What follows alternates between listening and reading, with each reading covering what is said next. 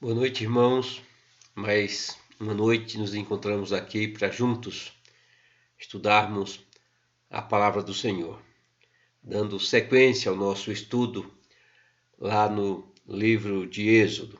Portanto, gostaria que você abrisse a sua Bíblia lá no livro de Êxodo, capítulo de número 7. Gostaria de fazer a leitura dos versículos 8 até o versículo de número 13. Êxodo, capítulo 7, dos versos 8 até o versículo de número 13. Nos diz assim a palavra do Senhor.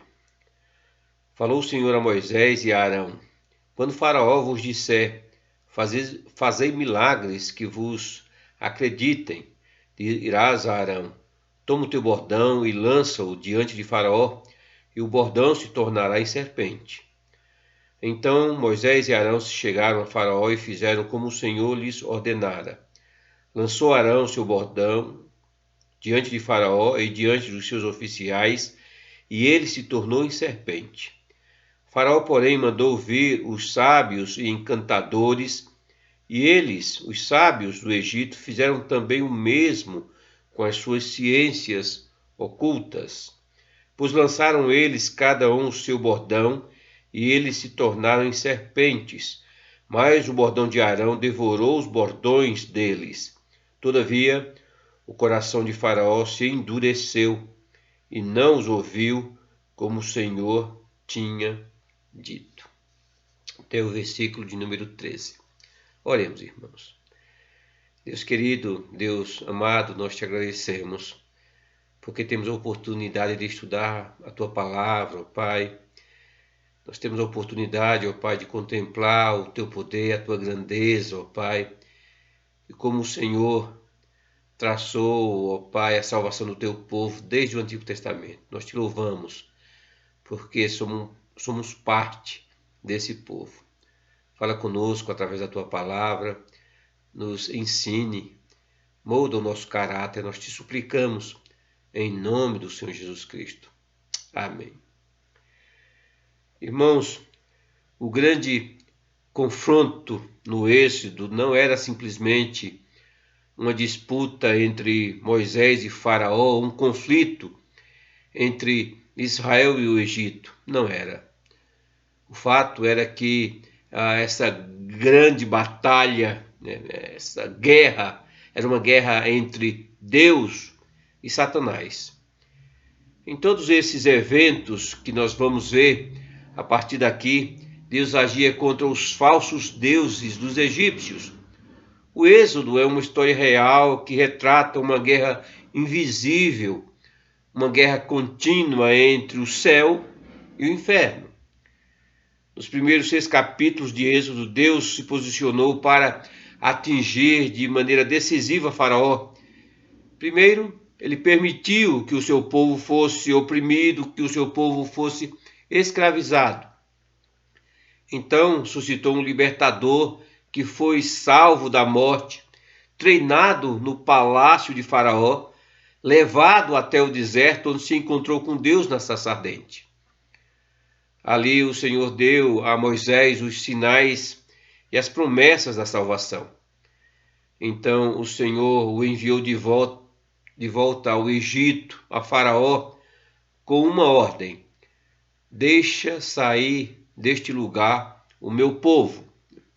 E quando Faraó se recusou, chegava a hora, chegava o momento de Deus glorificar a si mesmo e mostrar a Satanás, personificado evidentemente na pessoa de Faraó, que só existia um único Deus que deveria ser adorado, exaltado e reconhecido. O juízo de Deus sobre o Egito e seus deuses veio na forma, nós sabemos, conhecemos a história, veio na forma de 10 pragas.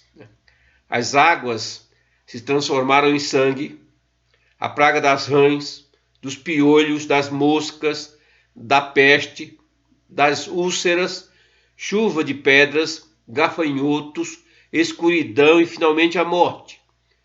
Nós sabemos e vamos ver posteriormente que Deus enviou todas essas pragas para o Egito, para libertar o seu povo do poder do diabo. A dimensão, irmãos, sobrenatural da luta entre Moisés e Faraó torna-se explícita com o evento das serpentes. Começa de maneira muito mais evidente a partir daqui desse nosso texto. O texto que nós lemos, versículo 10, nos diz: Então Moisés e Arão se chegaram a Faraó e fizeram como o Senhor lhes ordenara. Lançou Arão o seu bordão diante de Faraó e diante dos seus oficiais, e ele se tornou em serpente. Moisés tinha reclamado das suas inadequações pessoais, mas assim que ele começou a obedecer à vontade do Senhor, assim que ele começou a obedecer à sua vocação, ele descobriu que Deus lhe dera tudo o que ele precisava para cumprir esse propósito, para cumprir o seu chamado. E de fato, irmãos, Deus faz o mesmo a cada um dos seus servos a quem ele chama. Ao respondermos ao seu chamado, ele nos dará todos os dons, todos os recursos necessários para servi-lo com fidelidade. O Senhor continua agindo da mesma forma. Então, o primeiro sinal que Moisés deveria fazer diante de Faraó era o sinal da serpente. Era o sinal da serpente. Não sabemos, irmãos, exatamente que tipo de serpente era essa. A palavra hebraica nakash parece indicar um tipo de serpente extremamente perigosa. Mas o que importa aqui não é zoológico, mas o tema teológico o que está acontecendo aqui por trás desses fatos. Veja, a serpente era um símbolo de autoridade de Faraó, e quando Moisés e Arão transformassem aquele bordão em serpente, Faraó entenderia que isso era um ataque direto à sua soberania, ao seu trono, ao seu poder. Devemos entender os fatos, como as coisas estão acontecendo aqui. Quando eles chegaram diante de Faraó, Faraó evidentemente sentiu que estava sendo desafiado e por isso ele disse: fazei milagres. Ele sabia, irmãos, que eles sabiam que esse pedido de Faraó não era sem propósito. Faraó parecia curioso para entender o verdadeiro propósito dos milagres divinos. É verdade que Deus não executa atos aleatórios da sua onipotência, da sua soberania, mas ele mostra o seu poder para confirmar a sua palavra. Foi isso que Deus fez inúmeras vezes através dos profetas do Antigo Testamento, para provar que esses homens falavam em nome de Deus, eram enviados em nome do Senhor. Esse princípio, irmãos, explica porque Jesus realizou tantos sinais e maravilhas. Seus milagres ajudaram a provar a sua afirmação de que ele era o Filho de Deus, o Salvador do mundo. Esse princípio também explica porque os milagres se tornaram tão raros. Embora Deus tenha o mesmo poder e possa realizar os mesmos milagres, ele já nos deu o maior sinal de todos na ressurreição do Senhor Jesus Cristo. A ressurreição do Senhor Jesus Cristo é o milagre que nós precisávamos para confirmar a verdade do Evangelho, de que Jesus morreu para salvar, de que o Senhor Jesus Cristo morreu para nos purificar de todo o pecado. Irmãos, quando nós voltamos para o texto, uma pergunta nós poderíamos fazer. De todos os sinais que Deus poderia ter mostrado a Faraó, por que ele escolheu transformar um cajado em uma serpente? O fato é que quanto mais sabemos sobre os egípcios e a sua ligação com serpentes, mais claro fica que fazendo isso, Deus estava travando uma guerra contra Satanás. Os egípcios eram fascinados por cobras, em parte porque tinham medo, porque tinham tanto medo delas.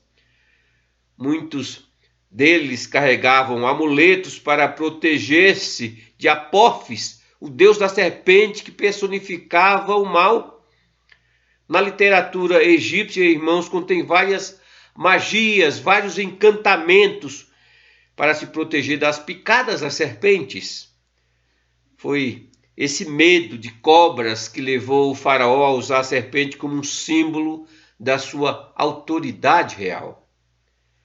Ele costumava usar uma máscara que era um desenho de uma serpente. E as vitórias que ele tinha, essas vitórias eram creditadas a ele e ao Deus que ele representava. Daí nós entendemos porque esse foi o primeiro sinal, o primeiro episódio de Deus diante de Faraó, diante do poderoso Faraó.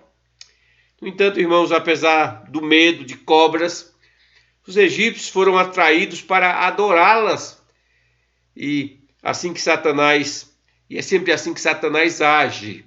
É sempre assim que Satanás opera, usando o medo para ganhar poder.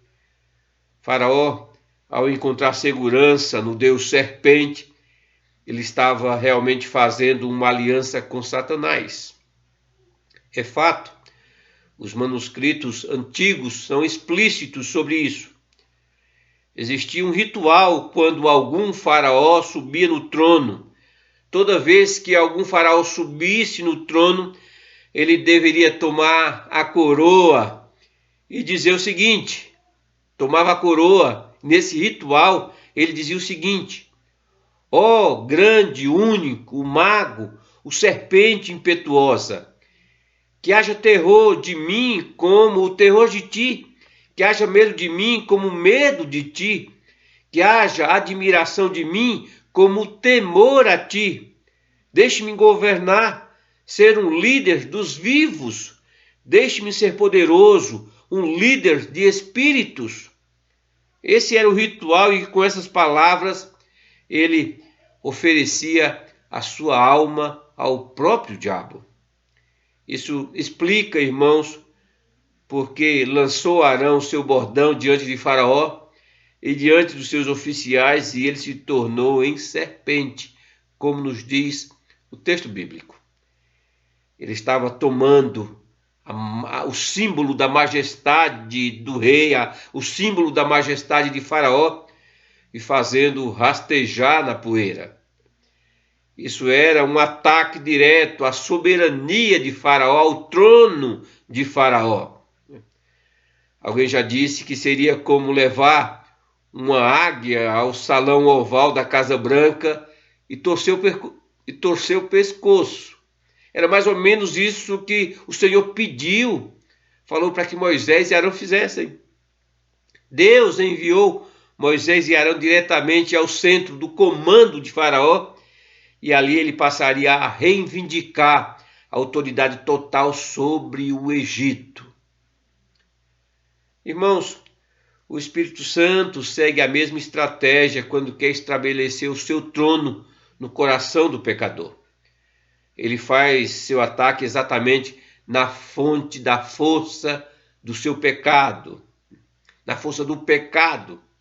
Por exemplo, se desejamos poder, o Espírito Santo de Deus nos mostra como somos fracos. Se vivemos pelos prazeres, ele nos mostra que esses prazeres são efêmeros, passageiros, que esses prazeres não nos trarão nenhum significado, nenhuma felicidade. Se pensamos, por exemplo, que a vida pode ser resumida em ganhar dinheiro, ele vai tirar a nossa segurança financeira. Por que ele faz isso? Ele faz isso para que nós nos voltemos para o único Deus vivo e verdadeiro, aquele que pode de fato nos transformar e trazer sentido às nossas vidas. Quaisquer que sejam os deuses que adoramos, o Espírito Santo vai confrontá-lo Esse confronto mostra o que de fato está no nosso coração, como o Senhor mostrou o que estava no coração do todo-poderoso Faraó, como mostrou aquilo que estava no coração de Faraó. Vejam que assim que Faraó viu o emblema da sua autoridade rastejar pelo chão, ele pediu apoio, porque no seu entendimento era que o Deus com a magia mais poderosa ganharia. Ele pensava dessa forma. Por isso ele chama os seus magos, os seus encantadores. Então, quando a sua autoridade foi desafiada, o texto nos diz, Faraó, porém, mandou ouvir os sábios encantadores, e eles, os sábios do Egito, fizeram também o mesmo com as suas ciências ocultas, pois lançaram eles, cada um o seu bordão, e eles se tornaram em serpentes.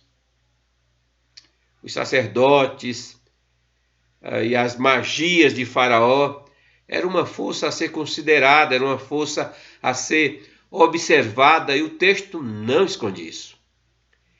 Um historiador, irmãos, descreve o papel que a magia desempenhava na sociedade egípcia. E a respeito desse assunto ele diz o seguinte: a magia era um elemento principal na religião egípcia nesse tempo, e aqueles que dominavam esses poderes eram tidos em alta estima. Os sacerdotes estavam entre os mais altos oficiais de Faraó, pois possuíam conhecimento secreto e eram habilidosos em todos os tipos de ritos misteriosos. Ao lançar feitiços, eles poderiam supostamente dominar os seres humanos e controlar os deuses, conclui esse historiador. O fato é que a demonstração de Arão tinha sido bastante impressionante, mas eles foram capazes de também fazer a mesma coisa, reproduzir a mesma coisa. Alguns estudiosos, irmãos, dizem que os sacerdotes de Faraó eram uma espécie de ilusionistas, né? Desses que nós podemos ver, né? Desses mágicos que nós podemos ver em nossos dias na televisão. Outros dizem que eles eram encantadores de serpente. Um, inclusive, relata dizendo o seguinte: isso ainda hoje é feito no Cairo como um truque mágico. A cobra egípcia pode ser paralisada pressionando um nervo do pescoço, e à distância, diz ele, ela pode ser facilmente confundida com uma bengala. Quando o mágico a atira no chão, a sacudida faz com que ela se recupere e volte ao normal. Esse argumento, evidentemente, tem a sua lógica, tem uma certa lógica, sem dúvida alguma tem. Mas, irmãos, ao invés de procurar algum tipo de explicação natural, é melhor admitir que os sacerdotes de Faraó realizaram tudo aquilo pelo poder de Satanás. E nós temos base bíblica para isso. Eu falo isso porque quando a palavra de Deus, quando a Bíblia fala de artes secretas, como faz aqui, ela se refere especialmente a feiticeiros, a encantadores demoníacos. Atente a isso. E este é certamente um lembrete, irmãos, de quão poderoso é Satanás. Jesus o chamou de o príncipe deste mundo. A Bíblia muitas vezes trata outros deuses como se eles não tivessem nenhum poder. Comparavelmente, isso é verdade, né? Falsos deuses são incapazes de resistir ao poder de Deus, ao poder verdadeiro do Deus soberano sobre todas as coisas, por um único momento sequer. Nós sabemos disso. Sabemos que o Senhor é até mesmo o Senhor sobre o inferno, sobre os espíritos malignos. Nós sabemos disso. No entanto, esses demônios que estão por trás desses deuses têm um poder espiritual sobre os seus adoradores. A palavra do Senhor também não esconde isso. Essa é uma das verdades explícitas, irmãos, aqui no Êxodo. Nós fomos criados para adorar E se não adorarmos ao Deus verdadeiro, se não adorarmos aquele que nos criou, nós vamos adorar ao Deus falso. E Satanás, evidentemente, reivindicará essa adoração para si. Esse é um dos motivos, irmãos, que nunca é seguro se envolver com alguma religião diferente daquela que adora ao verdadeiro Deus. Atentemos a essa questão. Atentemos a isso que a palavra do Senhor nos exorta, né? O Senhor, Ele chama-nos, a palavra do Senhor chama-nos a nossa atenção com relação a isso. Alguns estudiosos chegam a dizer que tudo isso era muito comum lá no Egito. Mas ao invés de procurar um tipo de explicação natural, nós deveríamos entender que certamente isso foi feito pelo poder de Satanás, né? A palavra do Senhor nos mostra isso. Em última análise, né, toda forma de adoração, toda forma de adoração falsa, melhor dizendo, é adoração ao próprio Satanás.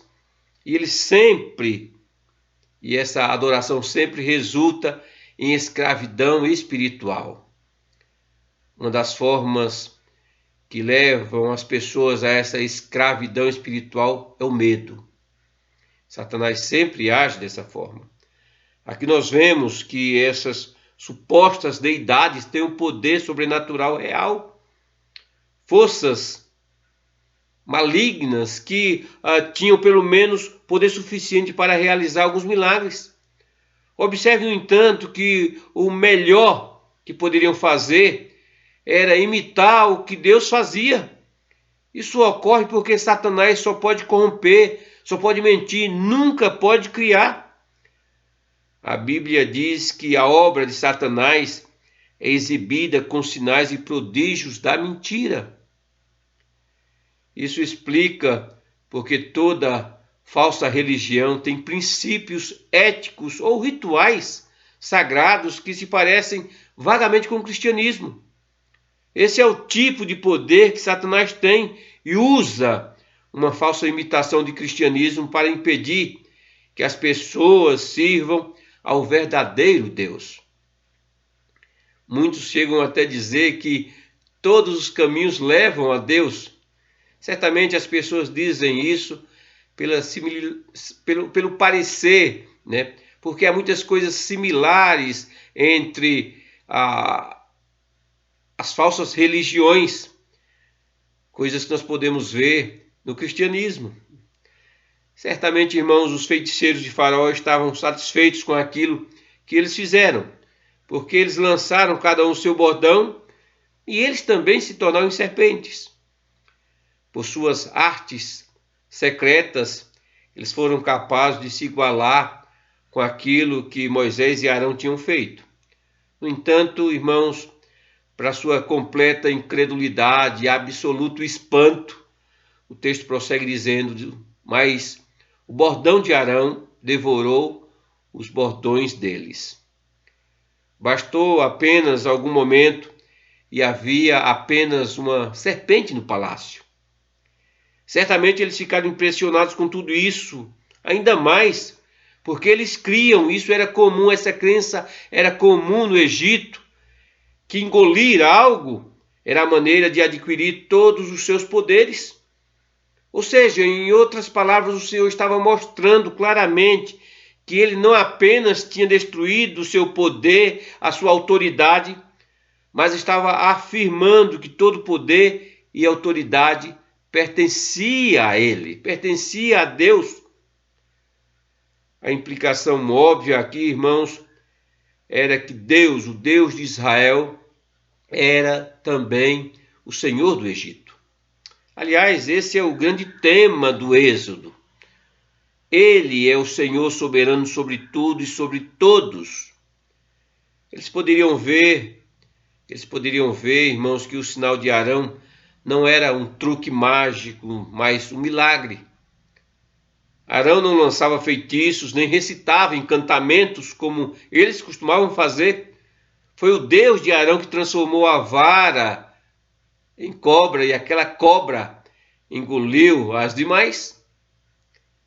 É como se Moisés e Arão dissessem: é só isso que vocês sabem fazer? Vou lhe mostrar que o poder do meu Deus é superior ao poder do Deus de vocês.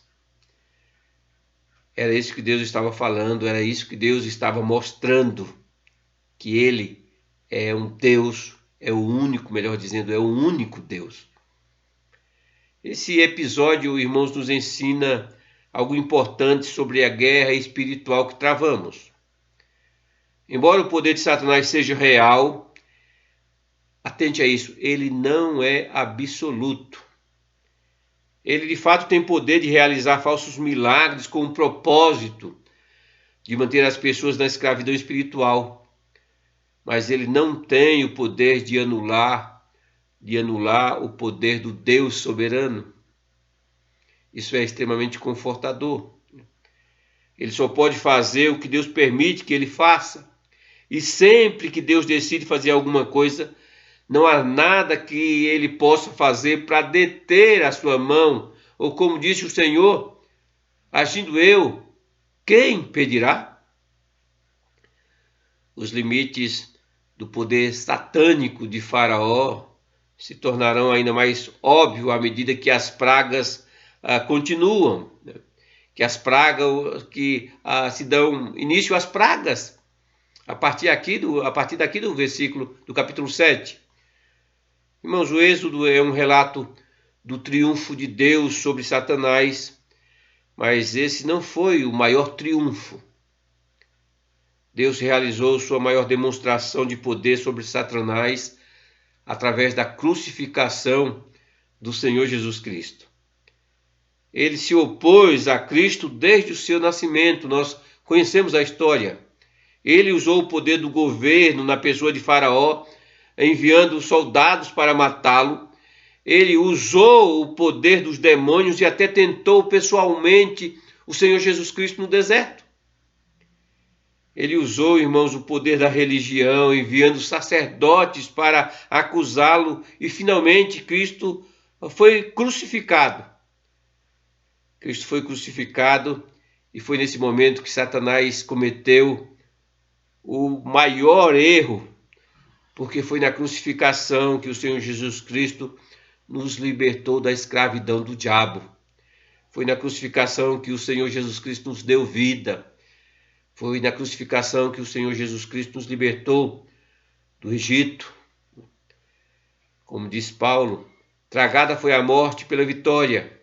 Graças a Deus que nos dá vitória por intermédio do nosso Senhor Jesus Cristo.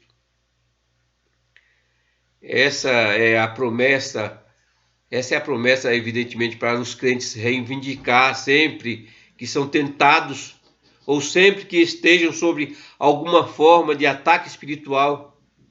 Embora o poder do nosso inimigo seja real, ele não é absoluto. Maior é aquele que habita em nossas vidas do que aquele que habita no mundo, do que aquele que é príncipe do mundo. Seu poder sobre a morte foi engolido pela ressurreição, podemos dizer, pela ressurreição do Senhor Jesus Cristo. E isso certamente nos traz grande alegria, porque Ele nos libertou do império das trevas e agora livres da escravidão ao pecado, nós podemos servir ao Senhor, aquele que deu sentido de fato à minha vida, à sua vida. Diante daquilo tudo, o que mais Faraó deveria... Diante daquilo tudo que Faraó viu, que Faraó ouviu, o que Faraó deveria ter feito? Faraó, ele deveria ter descido do trono e reconhecer, adorar o único Deus vivo e verdadeiro. Ele tinha ouvido a palavra de Deus e visto os sinais de Deus, e a única resposta adequada era cair aos pés de Deus, reconhecendo que de fato não existia outro. A razão pela qual, irmãos, ele não fez isso foi a sua condição espiritual. Exatamente isso. Seu coração estava duro. O verbo usado aqui para descrever esse endurecimento aparece aqui no tempo perfeito, que indica uma ação completa. O que quer dizer isso? Em outras palavras, seu coração não estava simplesmente ficando duro. Já estava duro há algum tempo. Deus havia predito que isso aconteceria, e ele mesmo disse que faria isso, que endureceria o coração de Faraó. Faraó endureceu seu coração e Deus endureceu ainda mais. Irmãos, um dos mistérios da soberania de Deus é que ele endurece a quem quer em seus pecados, condenando tais pessoas à sua própria depravação. É exatamente isso que aconteceu com Faraó. Ele, no seu coração, já tinha resolvido não crer no Deus de Israel, e a palavra de Deus nos ensina que o Senhor fez também isso. A Escritura, irmãos, nos ensina que um dia haverá um tempo de julgamento, no qual todo coração, por assim dizer, será pesado, será colocado diante da justiça de Deus. A dureza, evidentemente, do coração de Faraó é uma advertência para aqueles que testemunharam o poder de Deus, para aqueles que viram, têm a certeza de que de fato existe um Deus que deve ser adorado, deve ser exaltado, mas se recusam a receber a graça de Deus. Poucos homens, poucas pessoas viram o poder de Deus como Faraó viu.